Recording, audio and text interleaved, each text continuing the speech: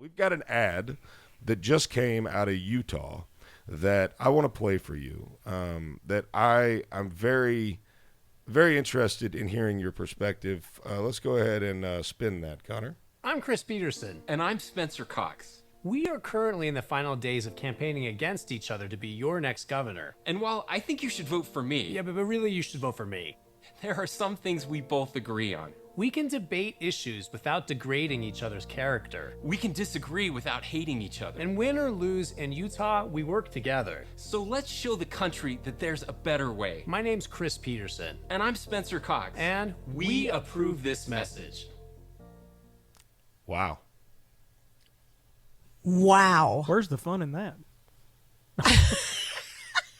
I should punch you. That wouldn't be very civil. No, it would not. No, it would not. So, wow. That's totally impressive on both men's part. Like, I mean, that's never been done before. What would it look like? And it makes you wonder, it makes you wonder, are they going to sort of like work together no matter which person wins? Well, I doubt that. But I do think that it does show that each person is willing to hear and be heard to the other side, listen to what they have to say. I mean, Will, you've worked on campaigns before. You've done politics. I'm curious from a political perspective, what you think about this from a strategy perspective. I hate it. Do you really?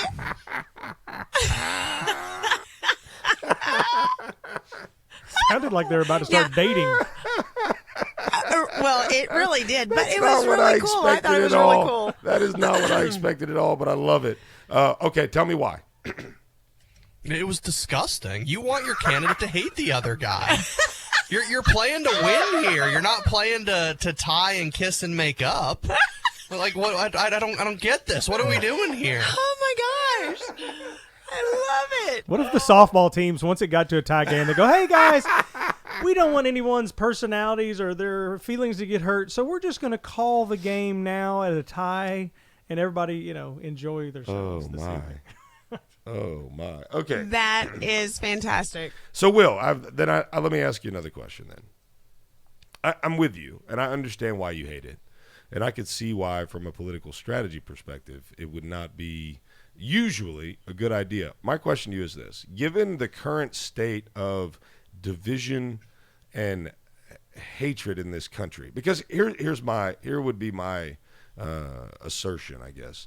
If people hated Donald Trump less and they saw some civility, would they then be able to vote based on policy rather than personality? Because I think that's what we've got here. I get what you're saying. This is not that they're not singing Kumbaya and going to camp together. But in this ad, what they've done is they've removed the hatred for the other party, and they've freed Utah to make a vote based on their politics, their policy, what they're running on, rather than just the hatred for the other guy. I think Donald Trump would get significantly more votes if people were willing to take their hatred for him out of the question and literally vote based on policy and what he wants to do for this country. I mean, look at it. 50 Cent came out yesterday or day before. Screw this. I'm not voting for Joe Biden. I'm going to lose 66% of my income. Like, I'm not doing that. That's a black rapper coming out saying, I'm voting for Donald Trump based on politics, based on his policy. He probably doesn't like Donald Trump, but he's willing to. So my question is, did they just remove that narrative, one? And two, if Donald Trump was able to remove that narrative, would he get more votes? The problem I have with it, though, is that politics, and especially in the sense that campaigning, it's a game. I mean, you are 100% playing a game, and you play the game to win. And the problem is here, in theory, what they're saying would be fantastic. I mean, if we could all set aside our differences and just kind of look at the policy, and we could all be on that same page, it would be great. But you don't get that in reality because, again, it's all a game. It's all maneuvering. It's all a chess match. And so the problem you have with Donald Trump is that if he were to take that route, he'd get eaten alive. Yeah. He'd have the media eating him alive. He'd still have Democrats eating him alive. I mean, you can't get there in reality. And so I think that people that understand they've been kind of inside this political arena, they've seen it up close. These people are scumbags. They're not good people. They're not trying to help you.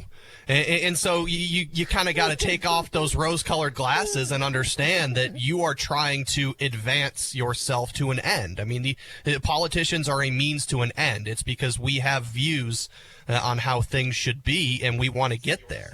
And so I just I don't like it because it's just not how things are. Well, okay.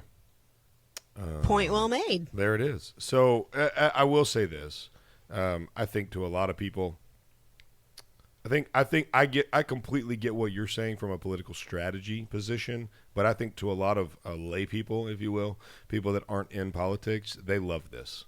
They see this and they say, wow, that's what it looks like for people to work together. That's really cool. Now, I get what Will's saying entirely, and there's a reason why I'm not in politics, because I would play dirtier probably than most, which I wouldn't be proud of, but I probably would. And so there's a reason why I stay away from that. You know why? Because Zacchaeus would make a grand appearance. If I was in politics, Zacchaeus would dominate the conversation. So definitely understand what you're saying, but I think it's a good thing for the state of Utah. So props to you guys for not being scumbag. Well, I guess they're still scumbags, but yeah, Will said that, not me. You're listening to Hometown RB with Boomer and the Beard. We'll be right back.